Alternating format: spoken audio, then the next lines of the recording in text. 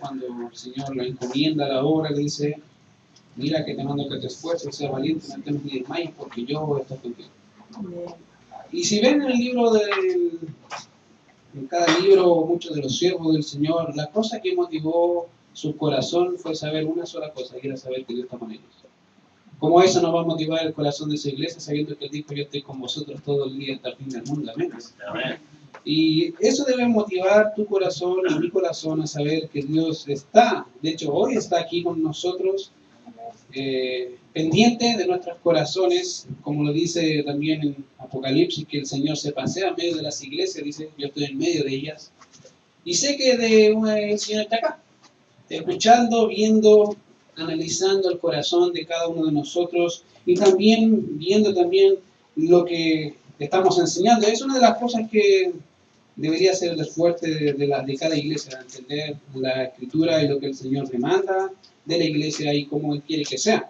De hecho, Él dice que quiere que su iglesia es santa, sin mancha ni arruga. De hecho, murió por una iglesia así. Ahora, no sé si usted lo cree, pero créalo. Él te mira como una iglesia santa. No sé qué piensas con eso, pero debería ser así. Es una realidad pensar de esa forma. Ahora, hemos estado viendo en las últimas semanas características del carácter cristiano en Romanos capítulo 12.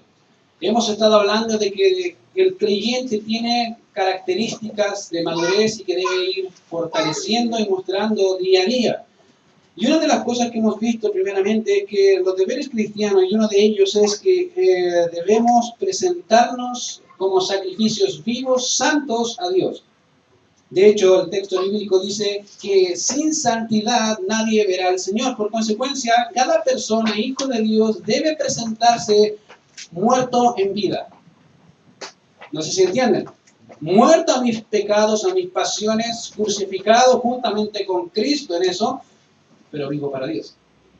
Por lo tanto, nuestra mente debe ir renovándose día a día, porque día a día tenemos residuos pecaminosos que nos llevan a pensar o a hacer cosas que Dios no quiere que pensemos ni que hagamos.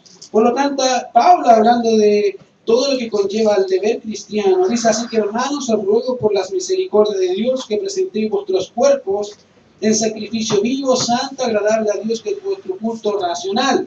¿Cómo se hace? Bueno, dice la respuesta, no se conforme al mundo. Y cuando habla del mundo, está hablando netamente de las concupiscencias del sistema que el mundo te ofrece y todo lo que conlleva este sistema. Ahora, una de las cosas que también vimos es que el carácter cristiano implica santidad. Otra característica del carácter cristiano es que no solamente refleja esa santidad dada por el Señor en nosotros, sino que muestra amor. Y obviamente eso es la manifestación del servicio de los dones espirituales que Dios nos da a cada uno. Fíjense que el versículo 9 dice, el amor sea sin fingimiento, aborrecer lo malo, seguir lo bueno. La semana pasada hemos estado hablando de ese texto y obviamente es el texto clave dentro de esta sección. ¿Por qué? Porque Pablo está diciendo, mira, la base fundamental del carácter y de la vida piadosa está fundamentada en el amor de Dios en nosotros. Y que se va a reflejar en actitudes que van a ser desarrolladas en base a ese amor. Ahora, fíjense que algo que sale ahí es que dice, el amor sea sin fingimiento. He estado viendo algunas cosas y una de las series que he estado viendo por ahí es una serie que me llamó mucho la atención, sobre todo esas series militares, y creo que con mi señora la hemos estado viendo, nos llama la atención la táctica, y obviamente uno entiende que son ciencia ficción, pero quise adoptarla en alguna medida porque explica un poco lo que significa sin fingimiento.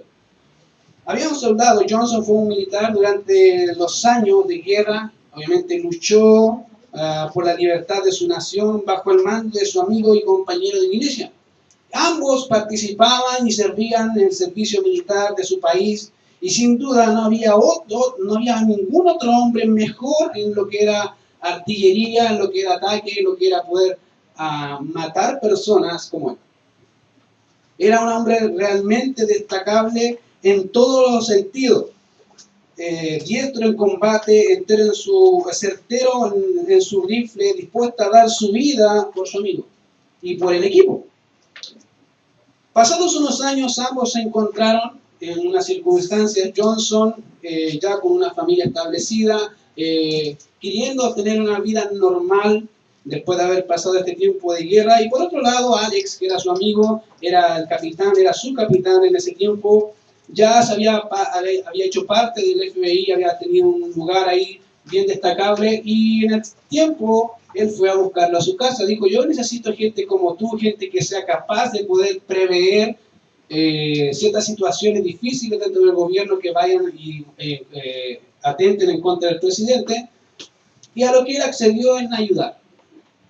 Posteriormente, pasado mucho tiempo, una de las cosas que pasó fue que él empezó a analizar las posibles causas o momentos donde el presidente podría ser atentado en muerte, y empezó a analizar con mapas, súper experto en su materia, y llevó todo a lo que posiblemente podría ser y podría causar la muerte del presidente.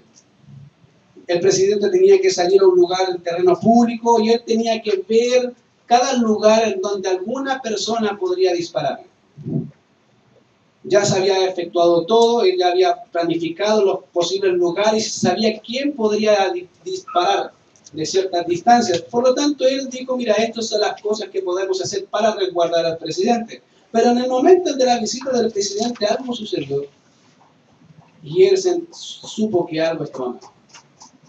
Corriendo va y persigue uno de los lugares donde él sabía que podrían atentar.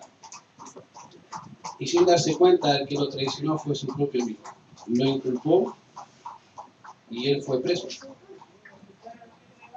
Por mucho tiempo él pensaba que era su amigo. Y cuando el texto dice acá de alguna manera que el amor se hace sin fingimiento, es exactamente la misma realidad. De hecho, un ejemplo gráfico de las Escrituras es Mateo capítulo 6, verso 2, cuando dice que cuando uno va a la ofrenda o va a hacer algo, va a dar una ofrenda al Señor, no haga tocar trompeta como los hipócritas. Bueno, ese es el sentido acá. La palabra sin fingimiento es sin hipocresía. Sin sentir tiene que ser un amor genuino, real, que nace de un corazón de devoción al Señor, no un amor que te dice, oye, qué bien, y nunca hace nada. Al contrario, el amor genuino actúa en base a lo que sabe de las Escrituras y se mueve. No es un amor estático, querido, ese amor no sirve. No es cristiano, eso es otra cosa menos amor cristiano. Por lo tanto, cuando hablamos del amor que Pablo dice aquí, tiene que ver con ciertas actitudes o características que se van a ver reflejadas en el carácter de cada hijo de Dios. Por lo tanto, fíjense, dice, el amor se hace sin fingimiento. ¿Y qué se debe hacer? Bueno, una cosa que hace este tipo de amor es que aborrece lo malo y sigue lo bueno. Ya lo vimos la semana pasada. Otra de las cosas que hace este amor es que este amor ama los unos a los otros. El amor de Dios permite que ese amor se fluya dentro de su pueblo, que se ame el uno con el otro y que ese amor sea recíproco. Ahora, fíjense, dice, amados los unos a los otros con amor fraternal, en cuanto a honra, prefiriendo los unos a los otros. Otra cosa que hace este tipo de amor es lo que requiere diligencia, no perezoso, o sea, una persona que es diligente en su labor. ¿Te consideras buen trabajador? ¿Eres bueno para trabajar?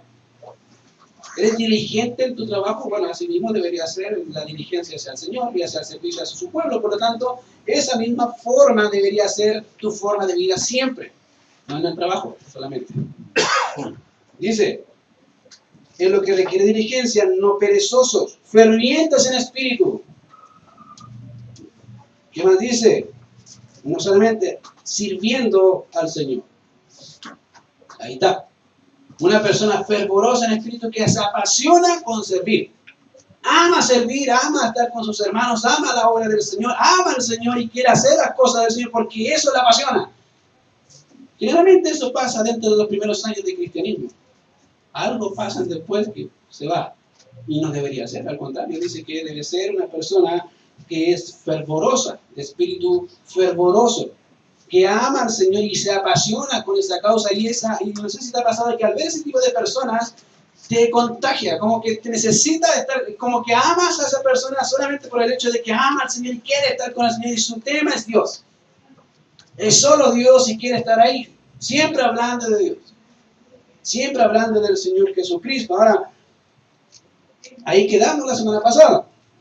Ahora vamos a ver 3 virtudes que se añaden a esta, que son tridentes de características del carácter cristiano, que destacan en la vida de todo hijo de Dios, y esto es: gozados en la esperanza, sufridos en la tribulación y constantes en la oración. Y cada una de estas características son parte del servicio cristiano, diligente y fervoroso, pero que destacan en los momentos difíciles de la vida. Los 3. Pablo, hablando de la virtud del amor y su permanencia, fíjate que dice en 1 Corintios 13:13, dice: ahora permanece la fe, la esperanza y el amor. La mayor de ellas, dice Pablo, es el amor, pero la esperanza es la que le sigue. Ahora, es notable y entendible que debemos comprender que pensar en la esperanza no solo debemos pensar de ese tipo de forma, no tiene que ver con la expectativa de vida que un hombre tiene. La esperanza no es solamente expectativa de vida, que significa yo espero que. No tiene que ver con eso. O cómo podría pensar un incrédulo, que es exactamente esa forma de pensar, sino que se sujeta a Cristo y a sus promesas. Eso es esperanza. Tiene que ver con lo que dijo Cristo y con lo que hizo Cristo. Ahora, esto implica que al ser de Cristo podemos decir lo que Pablo dice en Romanos capítulo 5, versos 1 y 2, cuando dice: justificados pues por la fe, tenemos paz para con Dios por medio de nuestro Señor Jesucristo. ¿Cierto?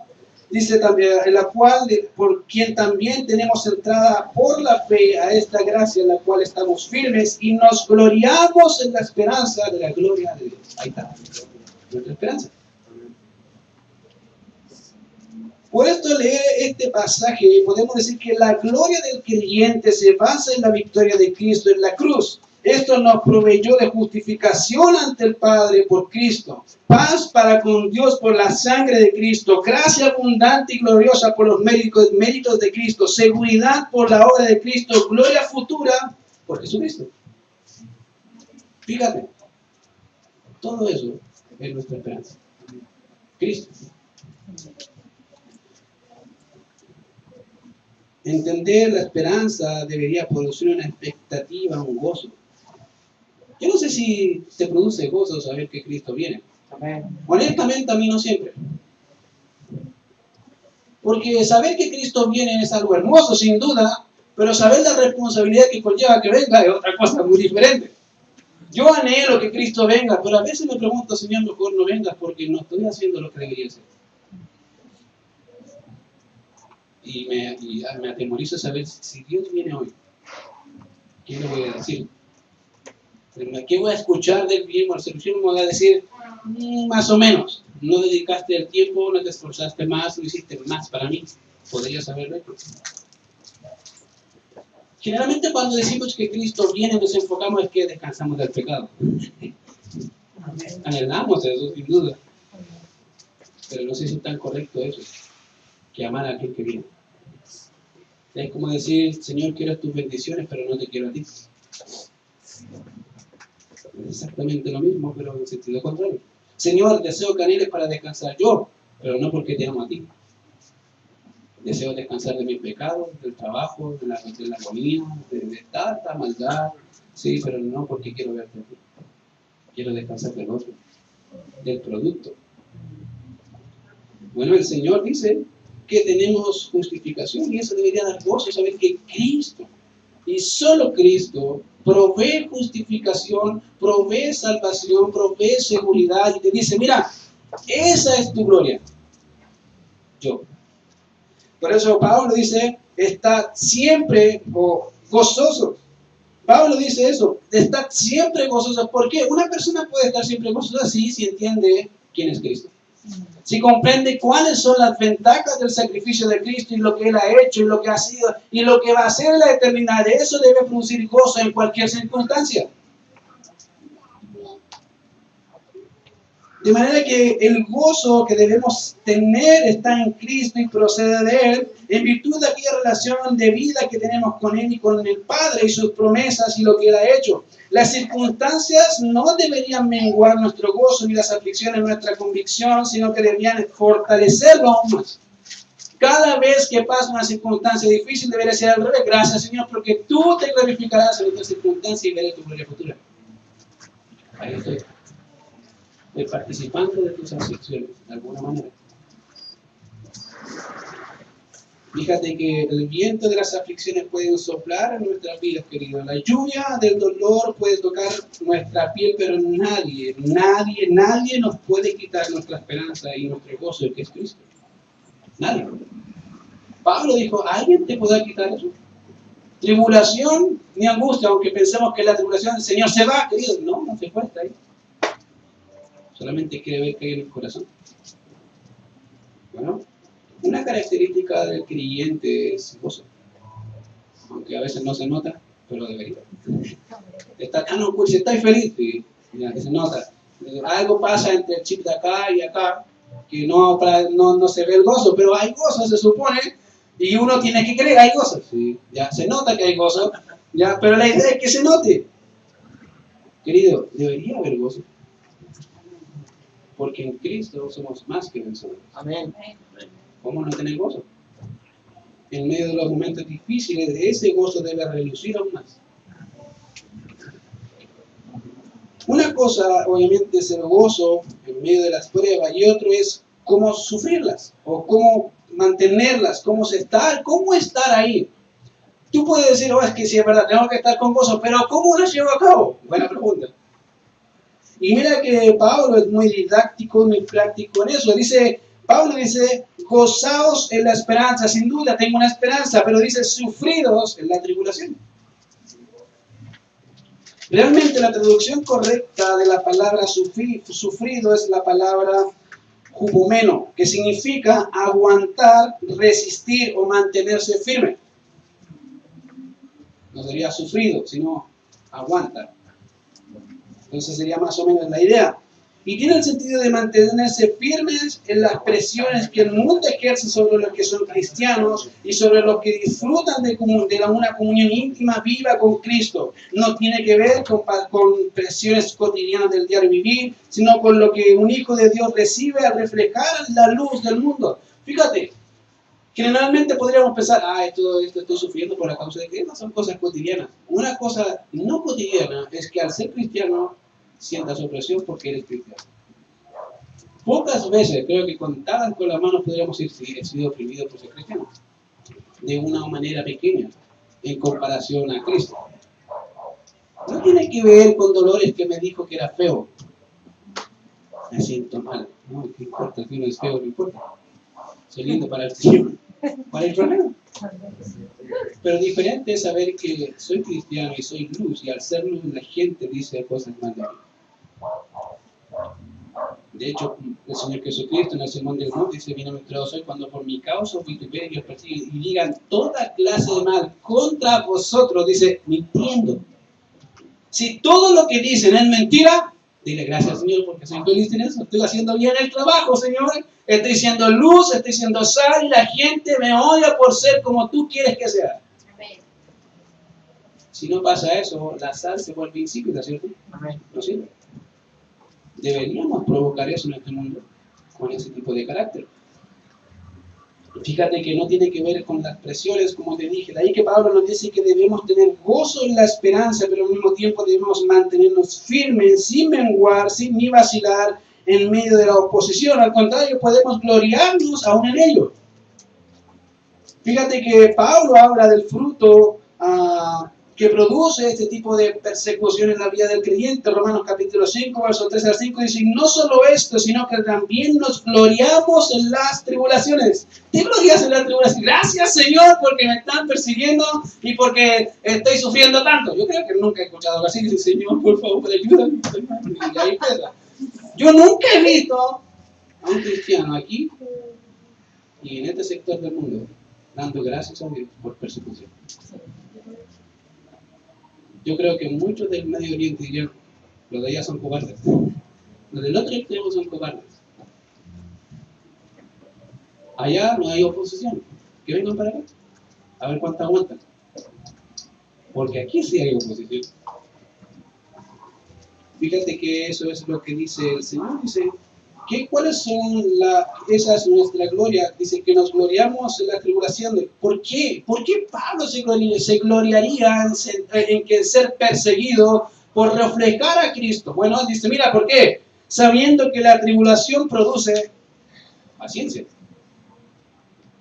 He escuchado a muchos Señor al decirle al Señor, dame paciencia, y después la semana quejándose porque vienen pruebas. ¿Por qué se queja si usted pidiendo paciencia? El Señor está ejerciendo exactamente lo que usted pidió. Quiere paciencia, el Señor va a ejercer eso, que es poder soportar en medio de la prueba. Eso es paciencia. Por lo tanto, dice, produce paciencia, y la paciencia prueba, y la prueba produce, vuelvo a repetir, esperanza. Si se fijan, la conexión que hay entre el sufrir y la esperanza siempre van juntas.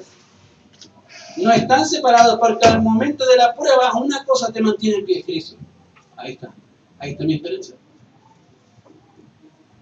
Piensa el momento difícil que ha pasado y ve si alguna vez no pensaste en Cristo. Si no clamaste a Cristo. Bueno, sí, creo que sí. Ahí estaba. Y él dice, mira, y la esperanza no avergüenza, porque el amor de Dios ha sido derramado en nuestros corazones por el Espíritu Santo que nos fue dado. Ahí está, el amor. Esto debería movernos en medio del dolor, y sin duda debería movernos a ver más allá de lo que nuestros propios ojos ven en medio de la prueba, en medio de momentos difíciles, y aún más si recordamos las palabras del Señor cuando dijo en Mateo, en Juan, acordaos de la palabra que yo os he dicho, el siervo no es mayor que su Señor, y si a mí me han perseguido, también a vosotros os perseguirán. Si han guardado mi palabra, también guardarán la vuestra. Por lo tanto, si el Señor fue perseguido por toda una nación, hablando de los líderes, entonces, ¿por qué piensas que tú no? ¿Deberías sentirte feliz? Porque eso refleja que estás haciendo bien el trabajo. Tu trabajo. Otra virtud de este tridente se encuentra a continuación en el texto. Pablo dice, gozaos en la esperanza, permaneciendo en la tribulación, y hay una ocasión más, dice, constantes en la oración. La idea de constantes nos debería llevar a pensar en permanencia en la oración. Esto es la realidad del texto. En simples palabras, tiene el sentido de dedicarse a esta labor de oración y comunión con el Padre antes, en y durante nuestra vida cristiana. Queridos, generalmente oramos cuando estamos en los problemas, no antes.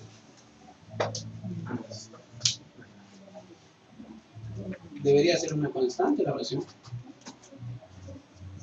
Y ese es uno de los problemas que se tiene hoy.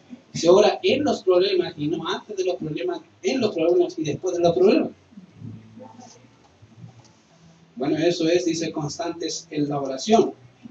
Y eso es lo que debemos hacer. Por otro lado, no debemos pensar, queridos, en la oración de una forma mítica. Ya vale decir, voy a orar para sentir ciertos fuegos, ciertos cosquilleos en mi estómago, en mi espalda, en mi mano, no sé dónde sea. Y decir, oh Señor, siento tu presencia. No, querido, eso no es oración. Hay oraciones tan simples en la Biblia que no pensaría que son oraciones.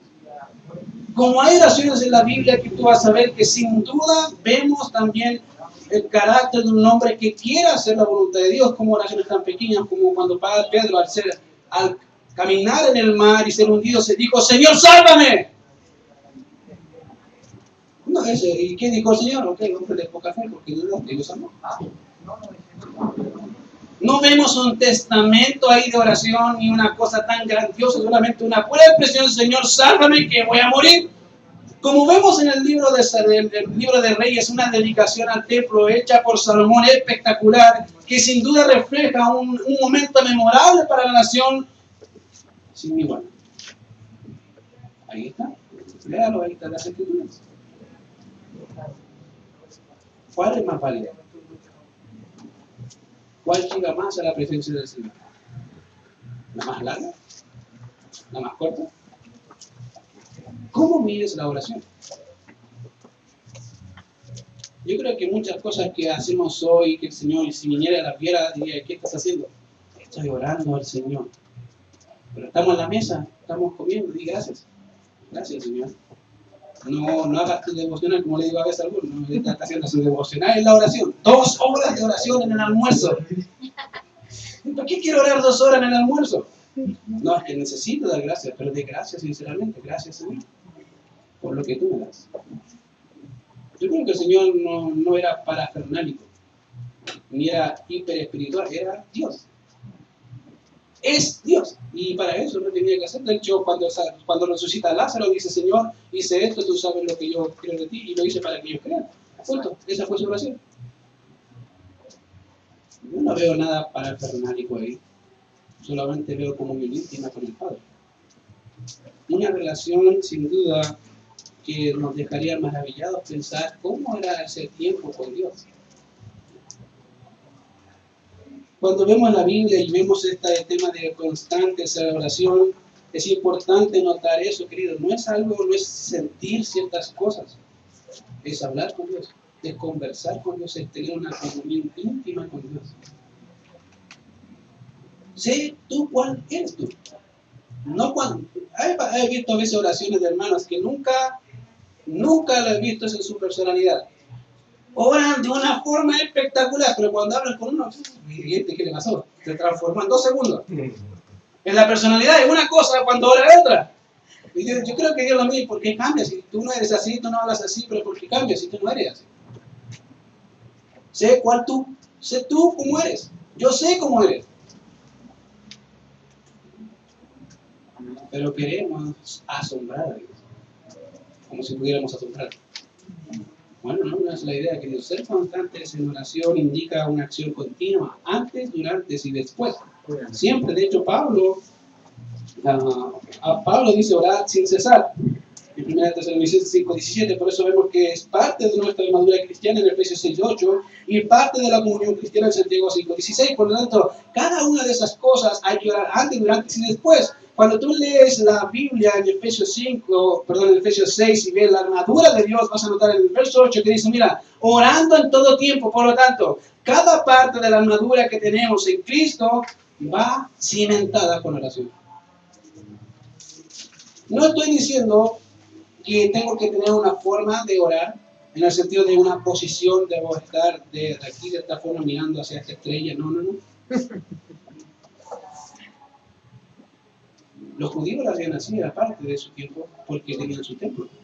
Pero cuando el Señor se presenta con la mujer samaritana, se crea una mujer que en este tiempo, en este momento, ya no va a ser así. Van a adorar en espíritu y en verdad. Ya no va a haber un templo, un lugar físico donde me tengan que adorar, ya no. Por lo tanto, podemos entrar libremente por Cristo ante el trono de la gracia y orar. Y decir: Señor, aquí estoy una vez más. Quiero escuchar tu voz, quiero saber qué dices tú.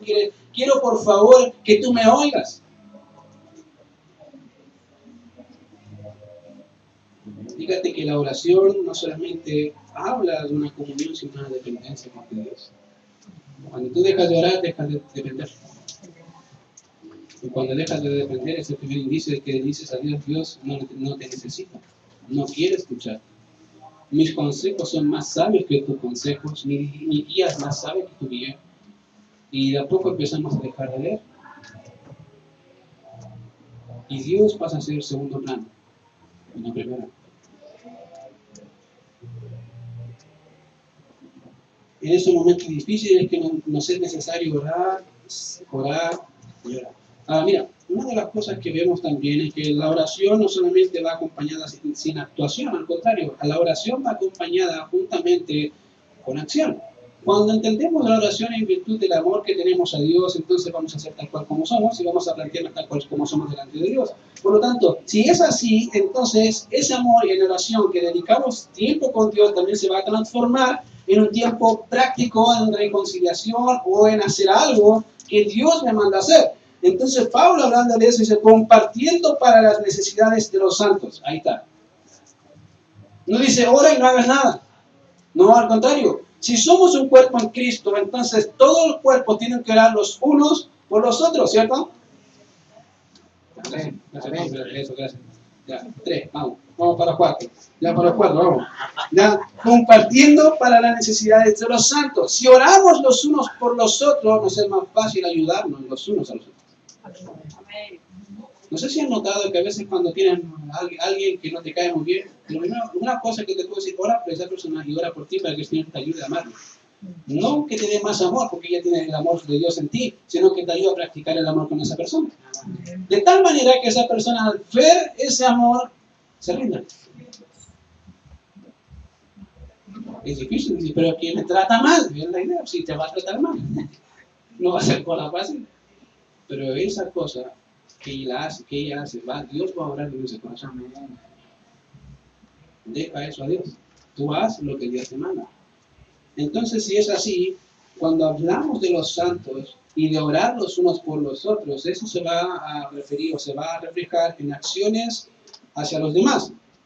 Fíjate que Pablo dice compartiendo para las necesidades de los santos. Y el griego clásico, la palabra koinonía tiene el sentido de asociación o consorcio.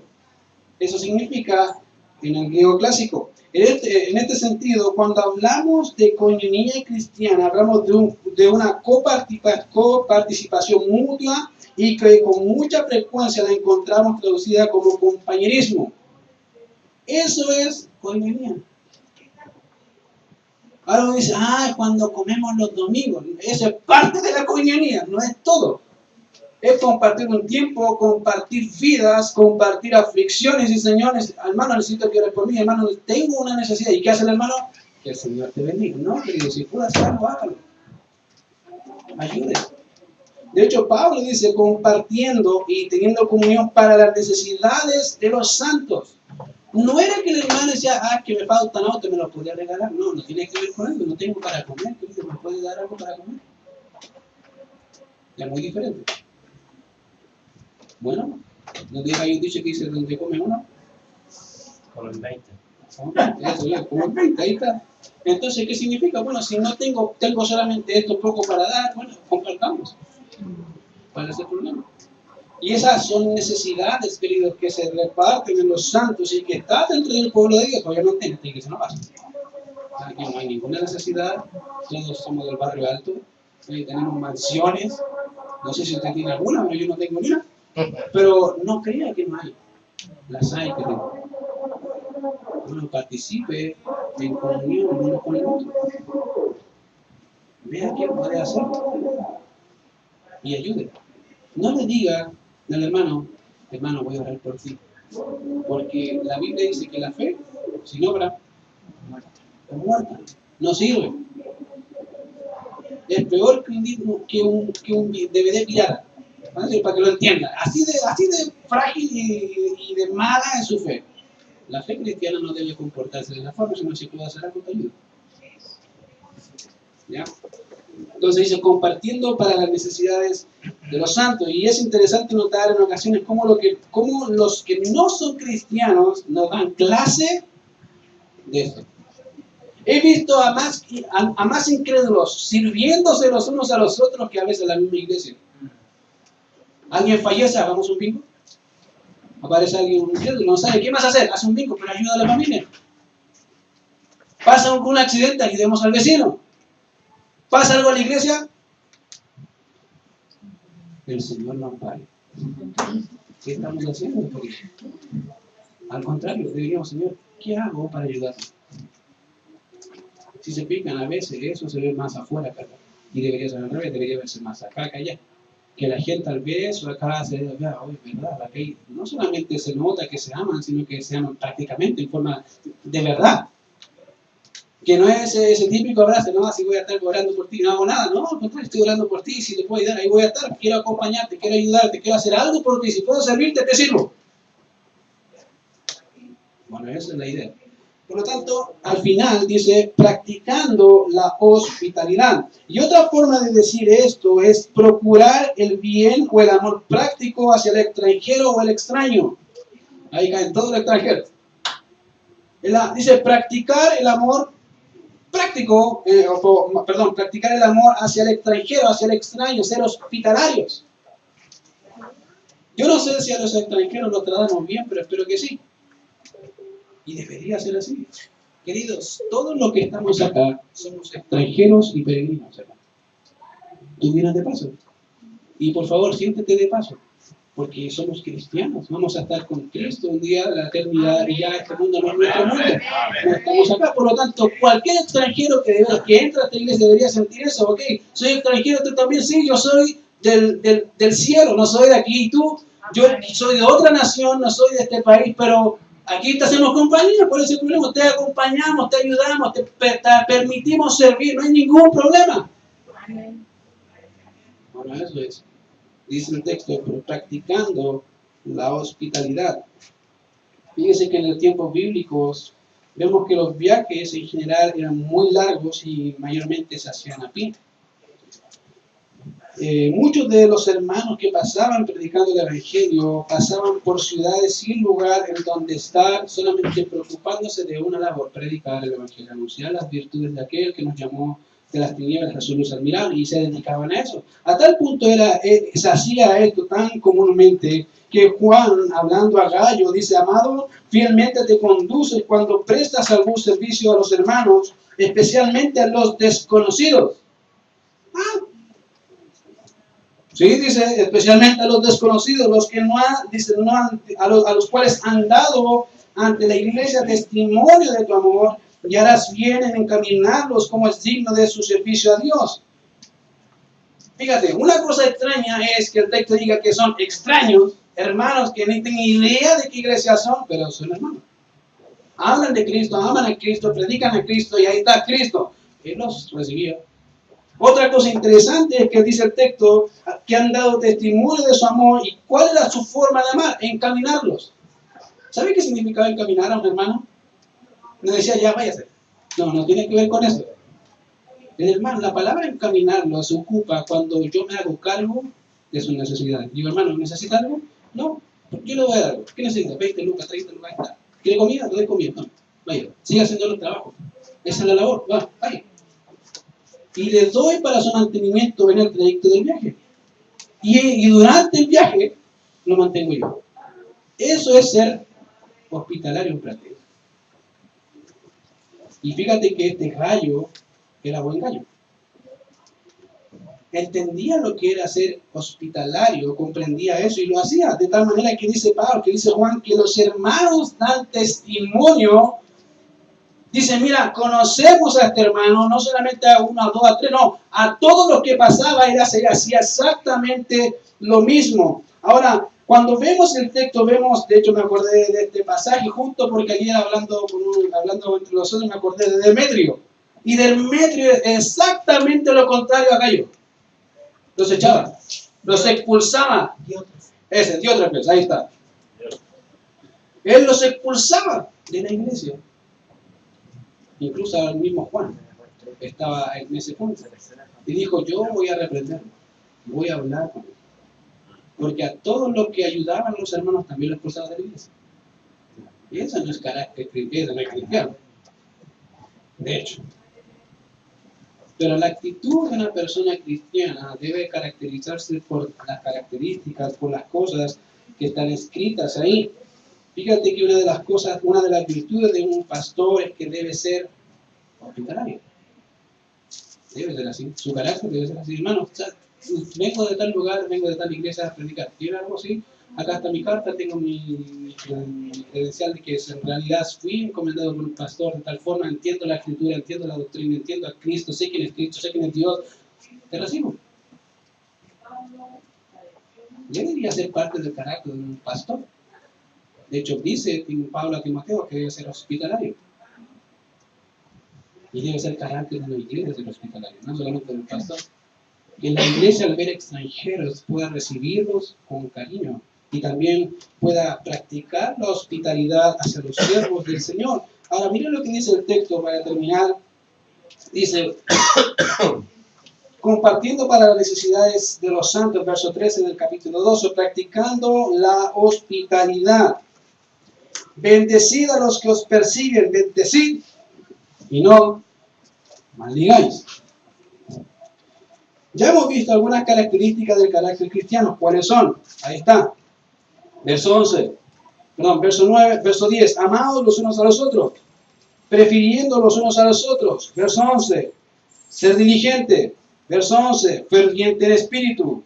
Verso 11, sirviendo al Señor. Verso 12, gozosos en la esperanza. Verso 12, sufridos en la tribulación, constantes en la oración, compartir para las necesidades de los santos, practicar la hospitalidad, bendecir a los que os persiguen. Y en este contexto no estamos hablando de cualquier personaje. Para los cristianos era serio a ser. Saber que Nerón no era cualquiera, y más encima pensar en bendecir a un hombre que dedicaba su vida a matar cristianos, y yo tengo que bendecir a ese hombre. Sí. A todos. De hecho, fíjate el énfasis que hace, dice, bendecir ¿a quién? Al que persigue. Querido, esa realidad hoy en día también se ve en países no cristianos. Y si hay rencor en un corazón de los hermanos allá, no debería. El texto dice, bendícelo. Bendecid, dice nuevamente, y no maldigas. ¿Por qué? Porque hay una esperanza en los hijos. Cristo. Es como decir lo que Pablo dijo, he participado de las aflicciones de Cristo. Bueno, si a Cristo persiguieron, ¿cuánto más nosotros? Una de las cosas, queridos, que debemos entender que son el carácter cristiano más fundamentado en la base del amor hacia Dios, del amor a su palabra, del amor a Cristo, y del amor hacia los unos a los otros, pero también del amor hacia el prójimo. ¿Qué vas a hacer con eso? ¿Vas a llorar? ¿O vas a decir, Señor, ayúdame a hacer tu voluntad? Vamos a ver. Señor, te damos gracias por este tiempo. Y gracias por tu palabra, porque en ella hay vida y vida en abundancia, Señor. Sin duda, son tus palabras para nosotros. Es tu mensaje para nosotros. Señor, ayúdanos a ser así de maduros, así de prácticos con tu palabra. Y Señor, que no haya excusa, Señor, para no hacerlo. Señor, tantas veces ponemos excusas por tiempo o por pecados, que ignoramos lo más importante, Señor, que es la obediencia a ti. Ayúdanos a ser obedientes, ayúdanos, Señor, a practicar esto, a ser luminares, Señor, como tú decías. Y dices, Señor, a ser sal en esta tierra, no importando las consecuencias que esto conlleve, sino solamente importándonos, Señor, una sola cosa, que eres tú. Permítenos, Señor, dar gloria a tu nombre con nuestras vidas en vida, Señor, y también en muerte. Gracias, Padre, por todo lo que tú haces, porque sin duda sabemos que en medio de las aflicciones también te glorificas para formar más de Cristo en nosotros. En Cristo Jesús oramos.